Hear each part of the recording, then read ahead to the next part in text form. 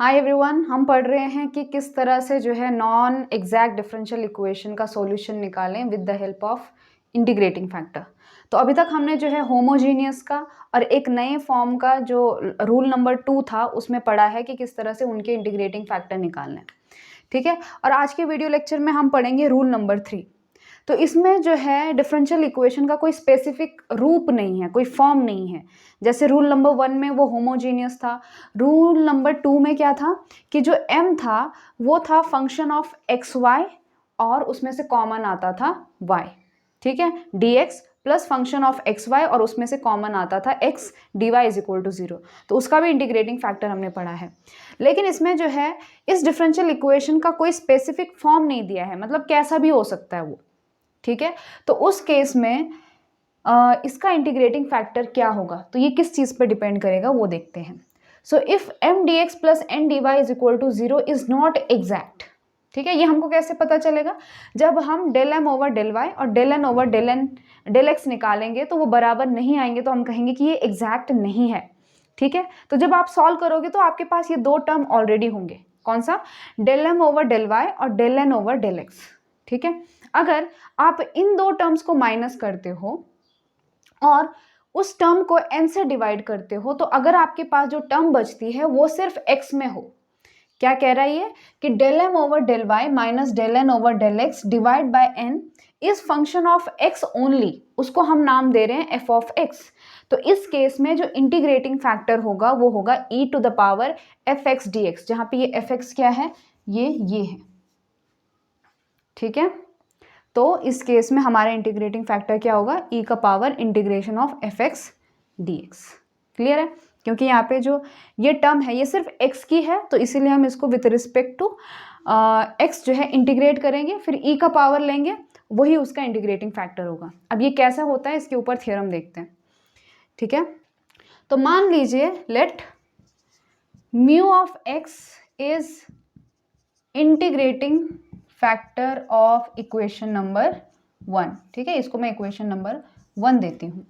तो मैंने mu x ही क्यों लिखा, म्यू वाई या फिर म्यू एक्स वाई क्यों नहीं लिखा?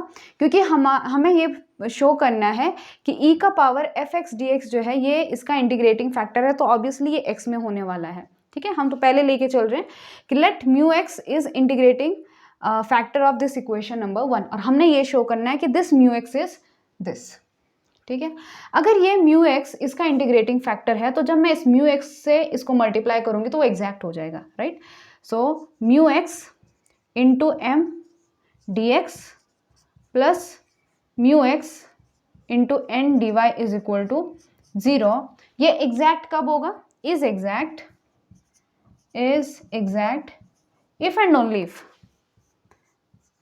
कब एग्जैक्ट होगा? अब ये हमारा एक तरह का m है और ये हमारा क्या है, n है ना? तो ये डिफरेंशियल इक्वेशन एग्जैक्ट कब होगा? जब इसको मैं डिफरेंशिएट करूंगी with respect to y, del by del y of mu of x m, ये किसके बराबर हो जाएगा? जब हम इसको डिफरेंशिएट करेंगे विद रिस्पेक्ट टू x, यानी कि del by del x of mu x into n, जब ये चीज़ होगी। ठीक है, अब इसी की हेल्प से हमने म्यू एक्स निकालना है। तो देखिए यहाँ पे जो m और n है ये दोनों x और y के फंक्शन है। ठीक है, ये m क्या है? This is actually m x comma y। ठीक है, ये n भी क्या है? n x कॉमा y, यानी कि x और y के फंक्शन है। तो जब मैं इसको जो है डिफ्रेंशिएट करूंगी विथ रिस्पेक्ट टू y, तो ये जो म्यू एक्स है क्योंकि सिर्फ x का फंक्शन है तो ये कॉन्स्टेंट होगा, यानी कि बाहर आएगा।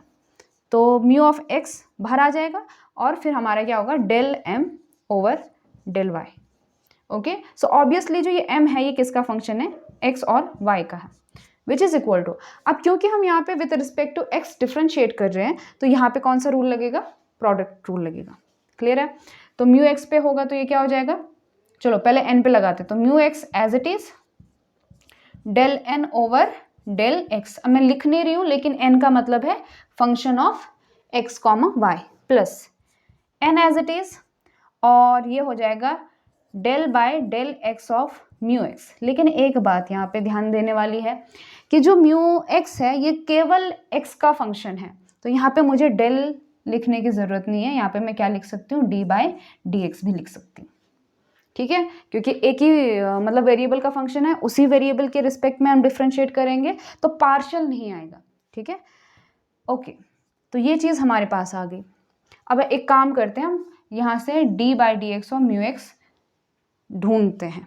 क्लियर है, तो d/dx और μx कितना हो जाएगा, d/dx ऑफ μx किसके बराबर होगा, दिस इज इक्वल टू, इसमें से ये माइनस, यानी कि μx del m over del y minus μx del n over del x।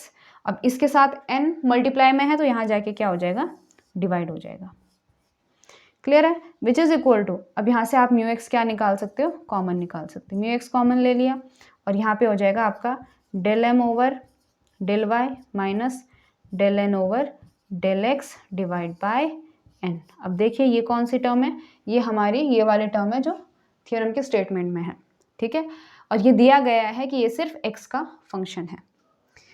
Okay, अब हम करते हैं सेपरेट, तो एक काम करेंगे, यहाँ पे है d mu x by D x, तो मैं इस dx को इस साइड ले आती हूँ और म्यू x को नीचे ले आ जाती हूँ, तो यहाँ पे क्या बचेगा, d of mu of x। ठीक है, और इसके नीचे में जाएगा म्यू ऑफ x, और वहाँ पे क्या रहेगा, ये वाली टर्म और dx जो है मल्टीप्लाई में चली जाएगी, तो it is del m over del y minus del n over del x divide by n और dx। अब यहाँ पे देखिए ये है d mu x by mu x, और यहाँ पे ये जो है ये पूरा x का फंक्शन है। ठीक है, और साथ में कौन है, dx है, तो अगर मुझे म्यू x चाहिए तो मैं दोनों तरफ क्या करूँगी, इंटीग्रेट कर दूंगी। ठीक है, ये इंटीग्रेशन पॉसिबल है, ये इसीलिए पॉसिबल है क्योंकि ये जो है सिर्फ x का फंक्शन है। मान लीजिए ये x का फंक्शन ना होता, इसमें y की भी टर्म होती, तो उस केस में हम इसको इंटीग्रेट नहीं कर पाते। ठीक है, ओके, अब देखिए ये क्या है, d mu x by mu x, तो ये एक तरह का ऐसा ही है जैसे कि dx बाय x होता है, बस x की जगह क्या है, म्यू है। ठीक है, जब मैं इसको इंटीग्रेट करूँगी तो इसका इंटीग्रेशन कितना आता है, log ऑफ x, तो इसका इंटीग्रेशन कितना आएगा, log ऑफ म्यू x। ठीक है, विच इज इक्वल टू, और इस टर्म को हमने क्या नाम दिया था, fx नाम दिया था, तो मैं इसको लिखती हूँ integration f of x dx। अब ये डिपेंड करेगा कि ये fx क्या है, वैसा इसका इंटीग्रेशन आ जाएगा। क्लियर है, तो म्यू x क्या हो जाएगा, mu x is equal to, दोनों तरफ इस लॉग को वहाँ शिफ्ट कीजिए तो ये एक्सपोनेंशियल में चला जाएगा, इंटीग्रेशन fx dx। और यही हमको क्या करना था, प्रूव करना था कि जो हमारा इंटीग्रेटिंग फैक्टर है इट इज़ e का power integration of fx dx। ठीक है, अब यहीं पे मैं आपको जो है रूल नंबर 4 भी समझा देती हूँ कि मान लीजिए रूल नंबर 4 क्या है, 3 की जगह क्या हो जाएगा, 4। फिर से वही बात कि m dx plus n dy जो है एग्जैक्ट नहीं है, और इस बार यहाँ पे आ जाएगा आपका del n over del x minus del m over del y divide by m आ जाएगा। ठीक है, और ये फंक्शन होगा केवल y का, और इस केस में हमारे इंटीग्रेटिंग फैक्टर होगा e का power integration of f of y dy। अब थोड़ा प्रूफ में देखिए क्या चेंज आ जाएगा, हम ये मान के चलेंगे कि मान लीजिए इसका जो इंटीग्रेटिंग फैक्टर है वो म्यू ऑफ y है। ठीक है, अब म्यू ऑफ y है तो हम इसको मल्टीप्लाई करेंगे with respect to with mu of y। Clear है, तो यहाँ पे म्यू ऑफ y आ जाएगा, म्यू ऑफ y आ जाएगा। अब ये चीज़ क्यों उल्टी हो रही है, क्योंकि आप पहले जो है जैसे कि मान लीजिए यहाँ पर हम इसको with respect to y differentiate कर रहे थे, तो उस केस में ये जो म्यू था ये सिर्फ x का फंक्शन था, इस बार किसका हो जाएगा, y का हो जाएगा। तो यहाँ पर इस साइड जो है प्रोडक्ट का रूल लगेगा और यहाँ पे प्रोडक्ट का रूल नहीं लगेगा। ठीक है ना, क्योंकि इस केस में विथ रिस्पेक्ट टू x करेंगे तो म्यू y जो है वो कांस्टेंट हो जाएगा। क्लियर है, तो यहाँ पे प्रोडक्ट का रूल लगेगा, इसीलिए साइन हो जाएंगे चेंज, इसलिए it is del n over del x minus del n over del y। अब पहले क्या था कि जैसे कि यहाँ पर अब देखिए यहाँ पे प्रोडक्ट का रूल लगेगा तो एक बार m एज इट इज़ रहेगा, पहले यहाँ पे प्रोडक्ट का रूल लग रहा था तो n एज इट इज़ था, इस केस में यहाँ पे m एज इट इज़ होगा, इसलिए डिवाइड में कौन है, m है। क्लियर है, तो ये आपके दो रूल हैं।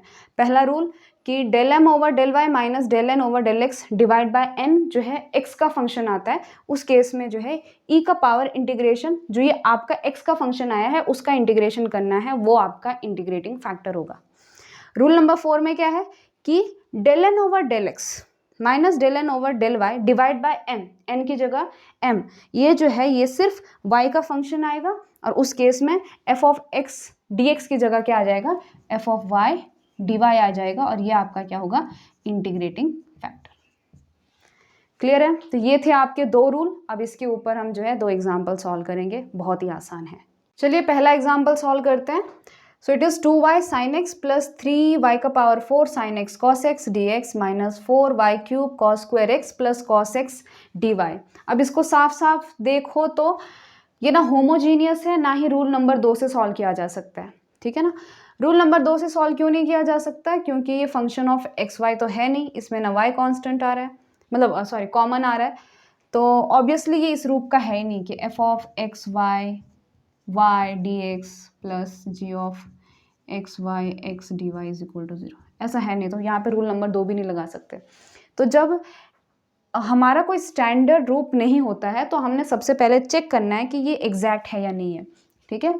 सो निकालिए आप del M over del y, तो कितना आ जाएगा, ये है हमारा m, ये है हमारा n। तो विथ रिस्पेक्ट टू y करेंगे तो x तो कांस्टेंट मान के चलेंगे, सो इट इज 2 sin x, ठीक है, और प्लस y का पावर 4, इसका क्या आ जाएगा, it is 12y cube sine x cos x, ठीक है।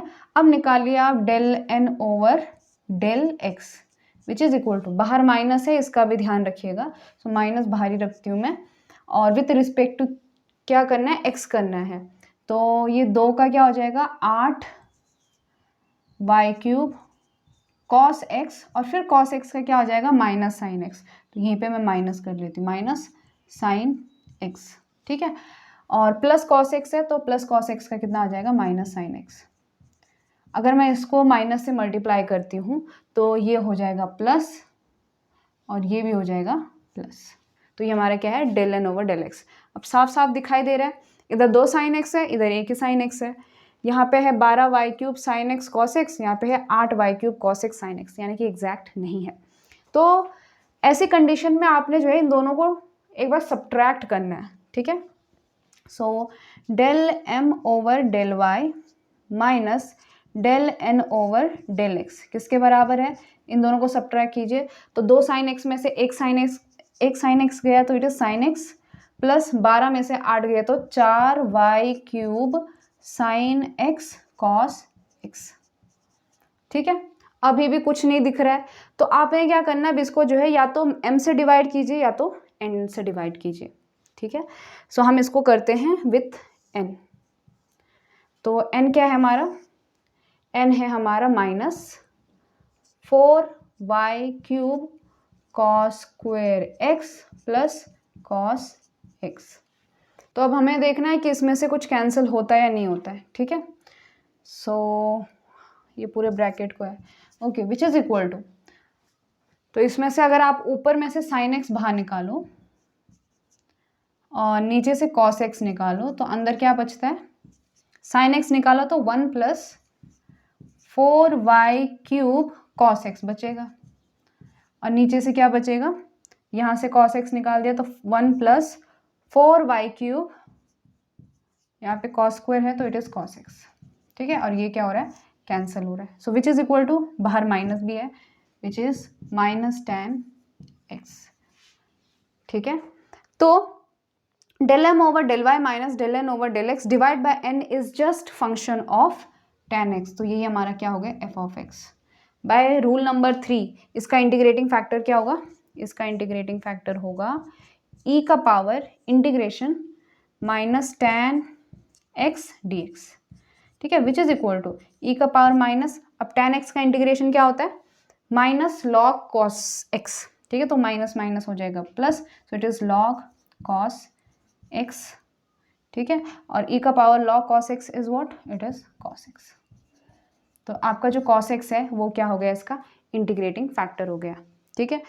सो अब आप एक काम कर सकते हैं कि ये जो इंटीग्रेटिंग फैक्टर है इसको जो है आप इससे मल्टीप्लाई करके देख सकते हैं कि ये एग्जैक्ट है या नहीं है, क्योंकि हमने थ्योरम अप्लाई किया है तो मैं यहाँ पे शो नहीं करूँगी। यही हमारा क्या है, इंटीग्रेटिंग फैक्टर है, ठीक है। और हाँ, इसको मल्टीप्लाई तो करना पड़ेगा क्योंकि हमें m और n चाहिए, जो हम फॉर्मूला में पुट करके क्या बनाएंगे, उसका सॉल्यूशन निकालेंगे वहाँ से। तो आप इसको जो है cos x से मल्टीप्लाई कीजिए। So it is 2y sin x cos x plus 3y का power 4 sin x, cos x से मल्टीप्लाई किया तो cos स्क्वायर x dx, ठीक है। तो ये जो हमारा बना है ये हमारा m बना है, minus 4y cube cos cube x plus cos square x dy is equal to 0, और ये हमारा क्या है, n है। अब ये एग्जैक्ट है क्योंकि हमने थ्योरम से ये इंटीग्रेटिंग फैक्टर निकाला है। तो इसका जो सॉल्यूशन होगा वो क्या होगा, इंटीग्रेशन ऑफ m dx, तो ये हमारा है m, तो it is 2y sin x cos x plus 3y का power 4 sin x cos square x और dx, ठीक है। और यहाँ पे क्या होगा, इंटीग्रेशन ऑफ n के अंदर वो टर्म्स का इंटीग्रेशन जिसमें x नहीं है, तो इसमें भी x है, इसमें भी x है, तो होगा ही नहीं कुछ, ठीक है। कांस्टेंट आएगा 0 का, तो which is equal to c। अब आपने जो है बस इसको क्या कर देना, इंटीग्रेट कर देना है। तो ये तो इंटीग्रेट करना आसान है। 2 sin x cos x क्या होता है, sin 2x होता है, यानी कि आपने किसका इंटीग्रेशन करना है, sin 2x का इंटीग्रेशन करना है। sin 2x का इंटीग्रेशन क्या होता है, minus cos 2x divide by 2, ठीक है। तो इसका इंटीग्रेशन कितना आ जाएगा, अब वो 2 और ये 2 खत्म हो जाएंगे, ठीक है। तो आपके पास बचेगा y और माइनस cos 2x, ठीक है, प्लस। अब इसको कैसे करेंगे, तो देखिए यहाँ पे cos x है और यहाँ पे sin x है, ऐसी टर्म आए तो आप सब्सटीट्यूशन लगा सकते हैं, ठीक है।